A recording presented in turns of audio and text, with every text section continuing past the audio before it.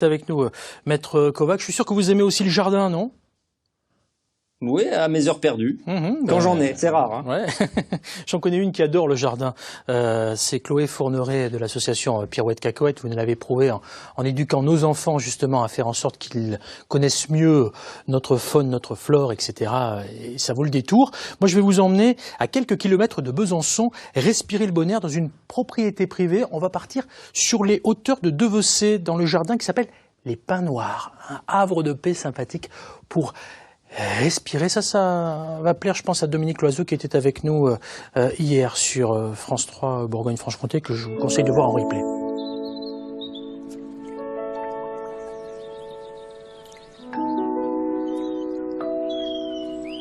J'ai commencé le jardin, on a semé la pelouse en 2000, et c'est là où j'ai commencé un embryon de jardin en me disant quelques arbustes, de la pelouse et c'est tout. Et on en est arrivé là où on en est maintenant, parce que la passion a repris le dessus. Et voilà, ça ne s'explique pas.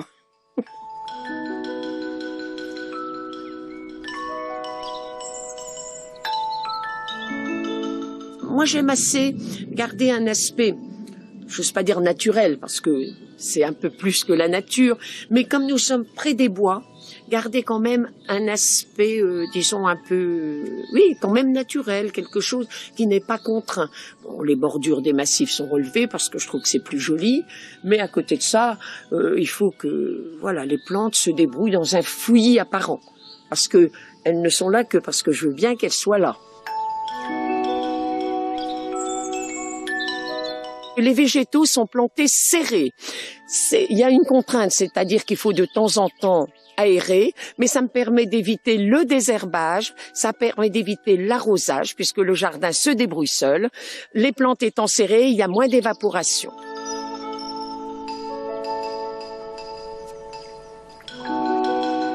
J'ai eu des visiteurs mardi qui ont regardé cet arbuste, qui prenaient des notes, qui regardaient dans leur téléphone. Bon, c'est ce qui est intéressant finalement, c'est de faire partager un petit peu ce que l'on a et ce que l'on connaît. Je dis toujours, vous donnez 10 plantes à 3 personnes différentes, elles vont vous faire 3 jardins différents. Déjà par l'exposition, par la nature du sol, différentes choses. Et même si vous donnez les mêmes conditions, elles les marieront d'une autre façon. Ça, c'est une question personnelle.